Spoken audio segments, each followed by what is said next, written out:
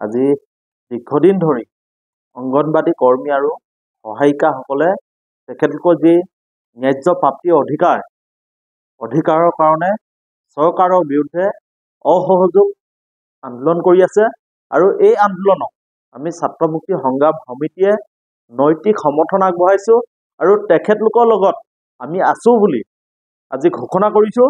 লগতে আমি ক'ব খুজিছোঁ যে যিহেতু অংগনবাদী কৰ্মী আৰু সহায়িকাসকলে আজি দীৰ্ঘদিন ধৰি চৰকাৰক আবেদন নিবেদন আহ্বান প্ৰতিবাদ কৰি আছে যে তেখেতলোকৰ মাননি বৃদ্ধি কৰিব লাগে, কিন্তু চৰকাৰে তেখেতলোকৰ যিয়ে আহ্বান আবেদন নিবেদন ইয়াক অগ্ৰাহ্য কৰিছে। এয়া অতি পৰিতাপৰ কথা, গৰিহণাযোগ্য। কাৰণ ইমান কম পইচাত এগৰাকী কৰ্মীক বা সহায়িকাক এইদৰে খটুৱাই থকাটো উচিত হোৱা নাই। ৰাজ্য চৰকাৰে কথাখিনি অনুধাৱন কৰা উচিত, যিহেতু অংগনবাদী কৰ্মী আৰু সহায়িকাসকলক প্ৰতিটো ক্ষেত্ৰতে নিৰ্বাচনী কামৰ পৰা আদি কৰি প্ৰতিটো ক্ষেত্ৰতে তেখেতলোকক নিয়োজিত কৰা হয়, কিন্তু তেখেতলোকৰ মাননি দিয়াৰ ক্ষেত্ৰত কিয় ইমান নিৰ্বিকাৰ নিৰ্লিপ্ত হৈ আছে ৰাজ্য চৰকাৰে, ইয়াৰ বিচাৰ্য বিষয়।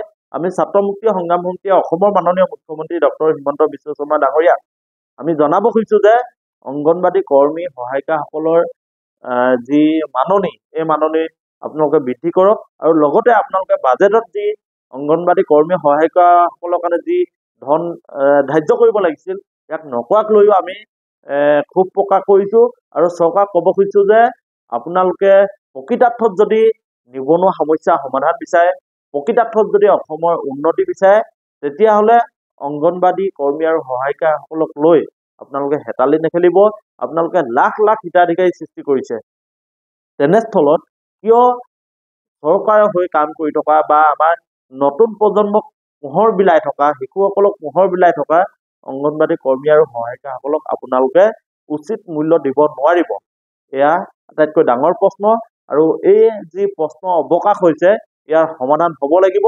আমি ছাত্ৰ মুক্তি সংগ্ৰাম সমিতিয়ে ৰাজ্যত যি অংগনবাদী কৰ্মী আৰু সহায়িকাসকলে যি প্ৰতিবাদ গঢ়ি তুলিছে, এই প্ৰতিবাদৰ লগত আমি আছোঁ আৰু অনাগত দিনত আমি তেখেতলোকৰ লগত থাকি যদি তেখেতলোকৰ দাবী পূৰণ নহয়, তেতিয়াহ'লে আমি আন্দোলনৰ কাৰ্যসূচী গ্ৰহণ কৰিবলৈ বাধ্য হ'ম।